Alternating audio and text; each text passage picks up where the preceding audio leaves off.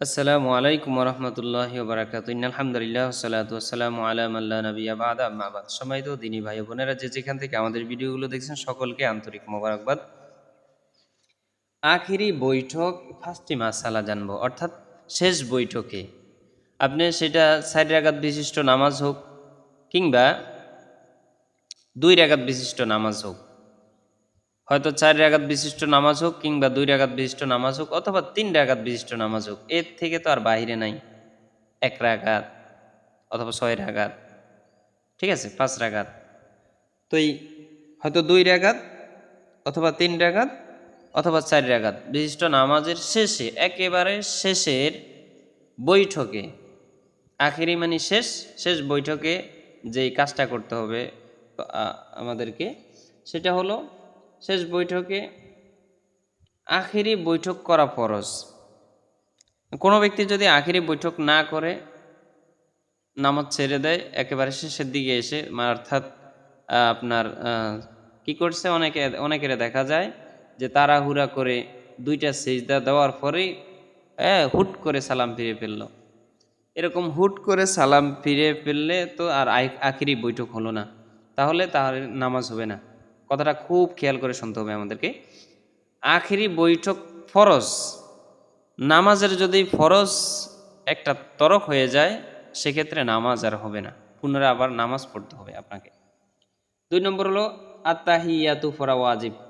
আমাদের এই চ্যানেলে তাশাহুদ দেওয়া আছে, সঠিকভাবে কোন কোন জায়গায় ভুল করি আমরা সেই জায়গাগুলো চিনে নিব, ধরাইয়া দেওয়া হয়েছে।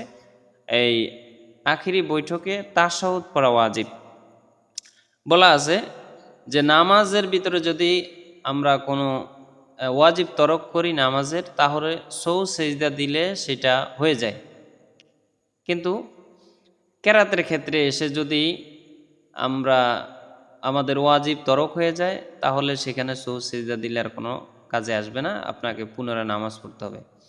সুতরাং আত্তাহিয়াতু পড়া এটা ওয়াজিব, এটা না পড়লে, কেউ যদি না পড়ে যে ভুল করছে আমি পড়ি না, তাহলে শেষ বৈঠকে সে পড়ে নেবে, অথবা প্রথম বৈঠকে যদি না পড়ে তাহলে শেষ বৈঠকের দিকে সে সাউ সেজদা নিয়ে দিবে। 3 নম্বর যে কাজটা আমাদেরকে করতে হবে, দুরূদ শরীফ পড়া সুন্নত। দুরূদ শরীফ পড়তে হবে।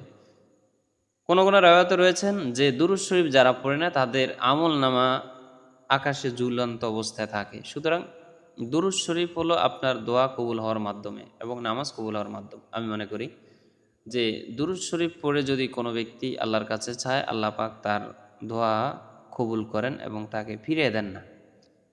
এটা অবশ্যই সহি শুদ্ধ করে পড়ে নিতে হবে। দুরূদ ইব্রাহিম কেমন, আল্লাহুম্মা সাল্লি আলা মুহাম্মাদি ওয়া আলা আলি মুহাম্মাদ কামা সাল্লাইতা, আমাদের এই চ্যানেলের ভিতরে আছে, আপনারা শিখে নেবেন। 4 নম্বরে যে কাজটি করতে হবে সেটা হলো দোয়ায়ে মাসুরা পড়া সুন্নাত। দোয়ায়ে মাসুরা পড়তে হবে যে আল্লাহুম্মা ইন্নী যালামতু নাফসি, এই যে দোয়ায়ে মাসুরা, এই দোয়ায়ে মাসুরা সহি শুদ্ধ করে আপনাকে শিখে নিতে হবে। মোট কথা হলো শুদ্ধ ছাড়া, এলেম ছাড়া আমলের কোনো গ্রহণযোগ্যতা নাই।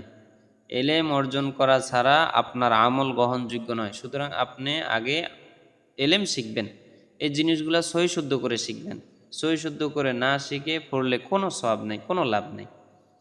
5 নম্বর যেটা কাজ করতে হবে, সালাম বলিয়া নামাজ শেষ করা ওয়াজিব।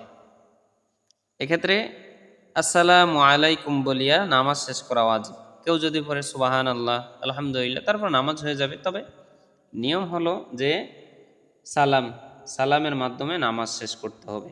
তাড়াহুড়া করে একদিকে সালাম ফিরে অনেকে দৌড় দিচ্ছে, এরকম করা যাবে না, এরকম করব না আমরা। আমাদের নামাজ পড়ার জন্য 5-6 মিনিট হাতে যদি আমরা আল্লাহ তাআলার জন্য না রাখি, তাহলে এই যে 24 ঘন্টা আল্লাহ পাক আমাদেরকে দিয়েছেন, 24 ঘন্টার হিসাব আমরা কিভাবে দেব? তাহলে আখেরি বৈঠক করা ফরজ।